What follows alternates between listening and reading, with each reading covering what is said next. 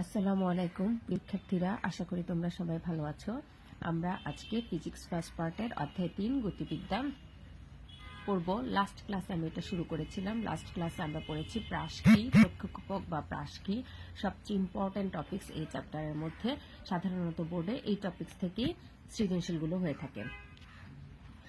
এরপরে আমরা পড়েছি যে কোনো এই বস্তুটাকে নিক্ষেপ করা হলে সেটা এক্স অক্ষের দিকে বা ওয়াই অক্ষের দিকে তার উপাংশটা কি থাকে, বেগের উপাংশ, তারপরে কোনটা আমরা ধরেছি, সেখান থেকে আমরা বেগ কোনো একটা বিন্দুতে সেই প্রাসটার বেগ কিভাবে বের করতে হয় সেটা দেখেছি। এরপরে আমরা সরণ করেছি, অর্থাৎ অনুভূমিক বরাবর বস্তুটা কতটুকু দূরত্ব অতিক্রম করবে এবং উলম্ব বরাবর কতটুকু দূরত্ব অতিক্রম করবে সেটা আমরা কোন সমীকরণ দিয়ে বের করব এটা পড়েছি। এরপরে দেখেছি যে প্রাসের গতিপথ, প্রাসকে আমরা যে বিন্দু থেকে নিক্ষেপ করলাম এবং সে যে বিন্দুতে পড়ল এর মধ্যে সে কোন সমীকরণ অনুযায়ী তার যে এখান থেকে এক জায়গা থেকে উপরে উঠে তারপরে আবার যে নিচে পড়লো এই সময়টুকু সে কোন সমীকরণ ফলো করলে সেটা আমরা দেখেছি। সেখানে আমরা বের করেছি যে এটা একটা পরাবৃত্তের সমীকরণ ফলো করে। সমীকরণটা ছিল y = bx - cx স্কয়ার। প্রাস হচ্ছে তার উড্ডয়নকালে পরাবৃত্তের সমীকরণটা ফলো করে। তাহলে তার সমীকরণটা আসে y = tan θ0 x - gx square divided by 2v0 cos θ0 whole square.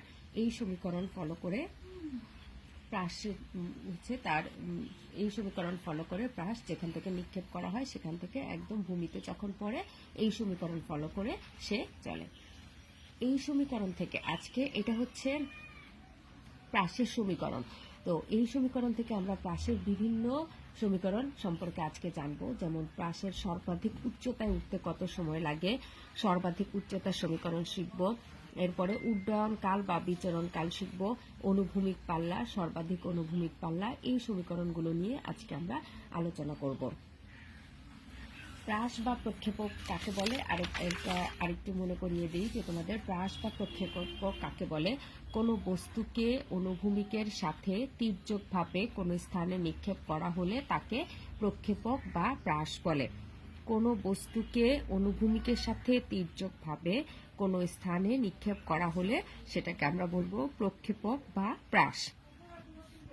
X অক্ষ বরাবর বেগের যে উপাংশ সেটা হবে v0 cos θ0, আর ওয়াই অক্ষ বরাবর বেগের উপাংশটা হবে v0 sin θ0। এক্স অক্ষ বরাবর v0 cos θ0 এবং ওয়াই অক্ষ বরাবর হচ্ছে v0 sin θ0। এরপর আমরা যখন সরণ বের করতে যাব তখন এক্স অক্ষ বরাবর কোনো অভিকর্ষ ত্বরণ কাজ করবে না, কারণ এটা হচ্ছে ভূমির সমান্তরালে। আমরা জানি অভিকর্ষ ত্বরণ সর্বদা নিচের দিকে ক্রিয়া করে। এ কারণে যখন এক্স অক্ষ বরাবর আমরা দূরত্ব বের করতে যাব তখন কোনো অভিকর্ষ ত্বরণ সেখানে কাজ করবে না, অভিকর্ষ ত্বরণটা কাজ করবে ওয়াই অক্ষ বরাবর। এইভাবে আমরা প্রাসের সমীকরণটা বের করে নিব। আজকে আমরা যেটা পড়বো যে সর্বাধিক উচ্চতার উঠার সময়। প্রাসকে যে আমরা নিক্ষেপ করলাম বস্তুটা কোনো একটা সময়ে সর্বাধিক উচ্চতায় উঠবে, সেই সর্বাধিক উচ্চতায় উঠার সময়টা কত হবে। আমরা বেগের সমীকরণ থেকে জানি vy, ওয়াই অক্ষ বরাবর যেই বেগের সমীকরণটা ছিল vy = vy0 - gt, এটা হচ্ছে ওয়াই অক্ষ বরাবর সমীকরণ, বেগের সমীকরণ vy = vy0 - gt। তো vy0 আমি এইমাত্র বললাম যে ওয়াই অক্ষ বরাবর উপাংশটা হচ্ছে sin θ, তাহলে vy0 এর জন্য আমরা লিখব v0 sin θ0, কারণ বস্তুটাকে আমরা v0 বেগে এবং x অক্ষের সাথে θ0 কোণে তাকে নিক্ষেপ করেছি। সো vy হবে v0 sin θ0 - gt। সর্বাধিক উচ্চতায় বস্তুটা যখন সর্বোচ্চ উচ্চতায় উঠবে সেই সর্বাধিক উচ্চতায় বস্তুটার বেগের উলম্ব উপাংশটা হবে 0, তার মানে আমরা বলতে পারি vy = 0। সর্বাধিক উচ্চতায় বস্তুর উলম্ব বেগের উপাংশটা হয় 0, অর্থাৎ vy = 0। তাহলে এই সমীকরণে যদি আমরা ভিওয়াইটা এখন 0 বসাই তাহলে আমরা পাবো 0 = v0 sin θ0 - gt। এখান থেকে আমরা t এর ফর্মুলাটা বের করে নিতে পারি, t = v0 sin θ0 divided by g। তাহলে সর্বাধিক উচ্চতার সময় হচ্ছে t = v0 sin θ0 g। এখান থেকে এটাকে আমরা t max বলতে পারি, যেহেতু সর্বাধিক উচ্চতায় ওঠার সময়। কোনো একটা প্রাসের ক্ষেত্রে সর্বাধিক উচ্চতায় ওঠার সময় হচ্ছে T maximum V not sine theta not divided by G. এটা হচ্ছে সর্বাধিক উচ্চতায় ওঠার সময়। হ্রাসের ক্ষেত্রে সর্বাধিক উচ্চতা ওঠার সময় T maximum equals to V not sine theta not divided by G. এটা শুধু ওঠার সময়। এরপরে আমরা দেখব সর্বাধিক উচ্চতা সর্বাধিক কতটুকু উচ্চতায় একটা প্রাস উঠতে পারে সেটা কোন সমীকরণের সাহায্যে আমরা বের করতে পারি। তার মানে এখন আমরা বের করব এইচ, সর্বাধিক উচ্চতা যেটা। এটা বের করার জন্য আমরা ওয়াই অক্ষ বরাবর বেগের উপাংশটার যে সমীকরণের মাধ্যমে লিখেছি সেটা নেব, অর্থাৎ V Y square equals to V Y not square minus 2GY। এই সমীকরণ ফলো করব। V not square equals V Y square equals to V Y not square minus 2GH। তাহলে ভি ওয়াই নটের জন্য আমরা বলতে পারি V not sine theta not. সমীকরণটা দাঁড়াবে V Y square equals to V not sine theta not whole square minus 2GH। সর্বাধিক উচ্চতায় বেগের উলম্ব উপাংশটা হবে 0। এটা তোমরা জানো, কারণ বস্তুটা সর্বাধিক উচ্চতায় উঠে তারপরে আবার নিচে নামবে। সো সর্বাধিক উচ্চতায় কোনো একটা বেগের উলম্ব উপাংশটা হবে 0। তাহলে আমরা বলতে পারি ভি ওয়াই ইকুয়ালস টু 0। এখানে এটা যদি আমরা সমীকরণে বসিয়ে দিই তাহলে ভি ওয়াই এর পরিবর্তে আমরা 0 বসাবো। V not sine theta not whole square minus 2GH। এখান থেকে আমরা এইচ এর ভ্যালুটা বের করব, যেহেতু আমরা সর্বাধিক উচ্চতার সমীকরণ বের করব, এই জন্য এখান থেকে আমরা এইচ বের করব। তাহলে H equals to V not sine theta not whole square divided by 2G। এখানে প্রাসের ক্ষেত্রে আমরা দুইটা জিনিস পেয়েছি, দুটো সমীকরণ পেয়েছি। একটা হচ্ছে সর্বাধিক উচ্চতায় ওঠার সময়, আর একটা হচ্ছে সর্বাধিক উচ্চতা। তাহলে সর্বাধিক উচ্চতায় ওঠার সময়ের সূত্র হবে T equals to V not sine theta not divided by G, আর সর্বাধিক উচ্চতা সূত্র হবে H equals to V not sine theta not whole square divided by 2G। এটা তোমরা খুব খেয়াল করে পড়বে। কেন? কারণ দেখো এক একটা সমীকরণে কোথাও হোল স্কোয়ার আছে, কোথাও 2 আছে, এই জন্য এগুলো তোমাদের খেয়াল করে পড়তে হবে। তাহলে টি এর ক্ষেত্রে সমীকরণ হচ্ছে V not sine theta not divided by G, আর সর্বাধিক উচ্চতা মানে এইচ এর ক্ষেত্রে আমরা ফর্মুলা লিখবো V not sine theta not whole square divided by 2G। এরপরে আমরা আসবো উড্ডয়ন কাল বা বিচরণ কাল, অর্থাৎ প্রাসকে আমরা যে বিন্দু থেকে নিক্ষেপ করলাম সেখান থেকে বস্তুটা উপরে উঠে সর্বাধিক উচ্চতায় উঠে তারপরে আবার নিচে নামবে। এই যে স্টার্টিং পয়েন্ট থেকে লাস্ট পয়েন্ট পর্যন্ত সে কতটুকু সময়ে শূন্যে থাকবে সেই সময়টাকে আমরা বলবো উড্ডয়ন কাল বা বিচরণ কাল। তো উড্ডয়ন বা বিচরণকাল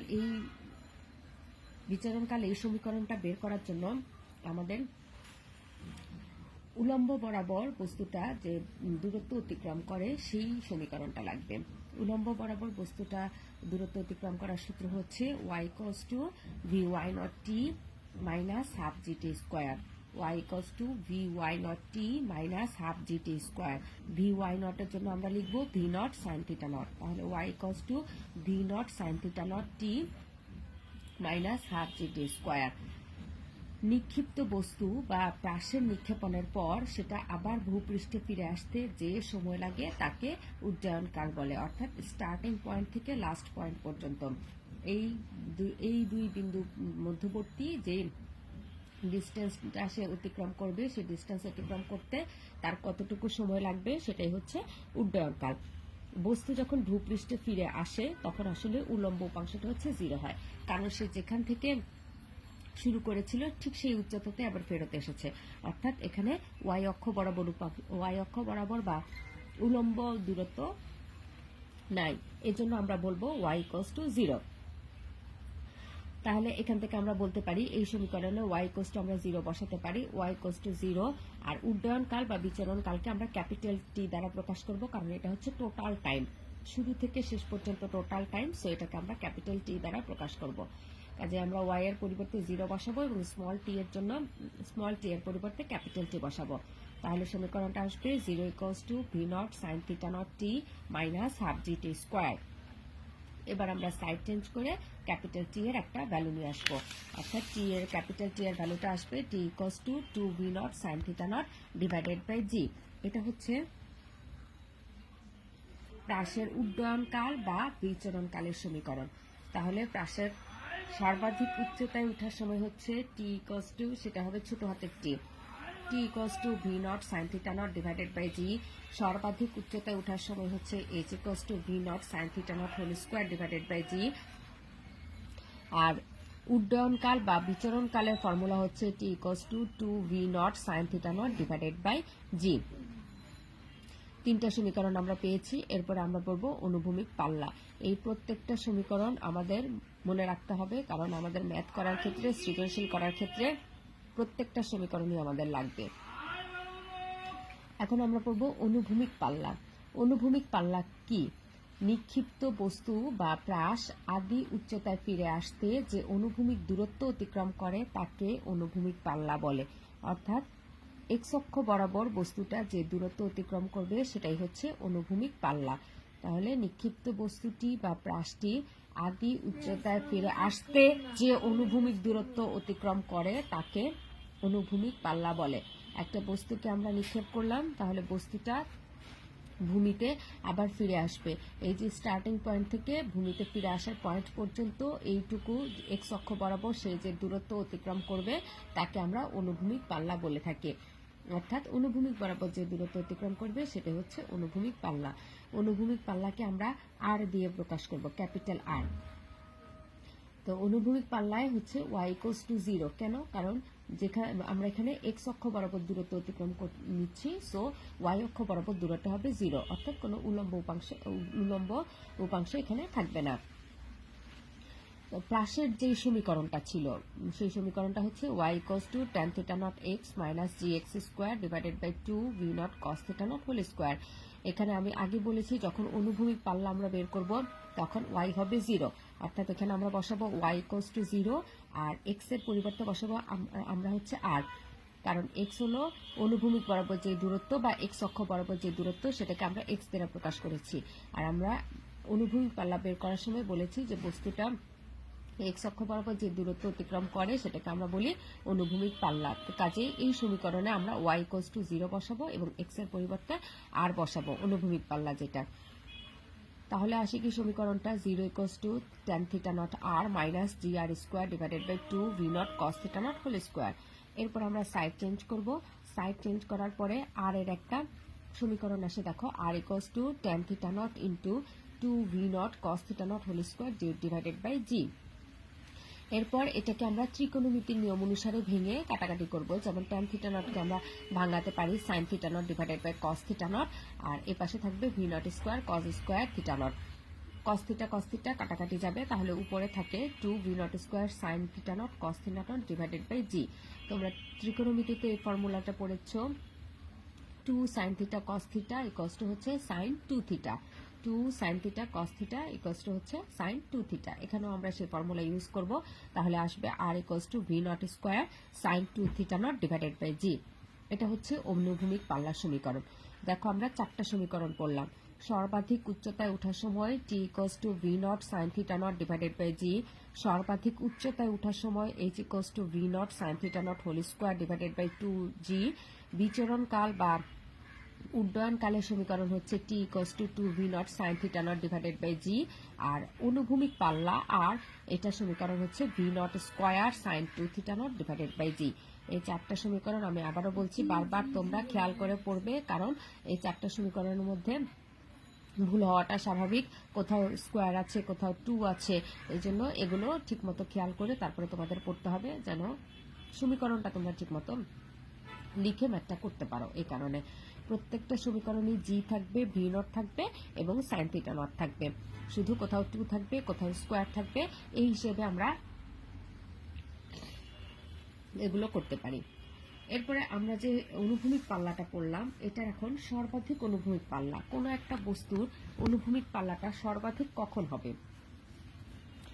নিক্ষিপ্ত বস্তু সর্বাধিক যে অনুভূমিক দূরত্ব অতিক্রম করে আদি উচ্চতায় ফিরে আসে তাকে সর্বাধিক অনুভূমিক পাল্লা বলে।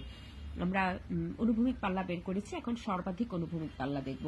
তাহলে নিক্ষিপ্ত বস্তু সর্বাধিক যে অনুভূমিক দূরত্ব অতিক্রম করে আদি উচ্চতায় ফিরে আসে তাকে সর্বাধিক অনুভূমিক পাল্লা বলে। আমরা সমীকরণটা যদি দেখি, অনুভূমিক পাল্লার সমীকরণ যেটা ছিল r equals to v not square sin 2 theta not divided by g। এই সমীকরণের gটা হচ্ছে ধ্রুবক, আদি বেগের মান v নট, এটা যদি স্থির থাকে তাহলে অনুভূমিক পাল্লা বস্তুটি যে কোণে নিক্ষেপ করা হবে তার উপর নির্ভর করে। অর্থাৎ সর্বাধিক অনুভূমিক পাল্লার মানটা সম্পূর্ণটাই ডিপেন্ড করছে বস্তুটাকে আমরা কোন কোণে নিক্ষেপ করছি, কত কোণে নিক্ষেপ করছি, অর্থাৎ থিটা নটের ভ্যালুর উপর। আর এর সর্বাধিক মান তখনই হবে যখন সাইন 2 থিটা নটের মান সর্বাধিক হবে। যেহেতু কোণের উপর ডিপেন্ড করছে, সো সাইন 2 থিটা নটের মান সর্বাধিক হলে আর এর মান সর্বাধিক হবে, সাইন 2 থিটা নট মান সর্বনিম্ন হলে আর এর মান সর্বনিম্ন হবে।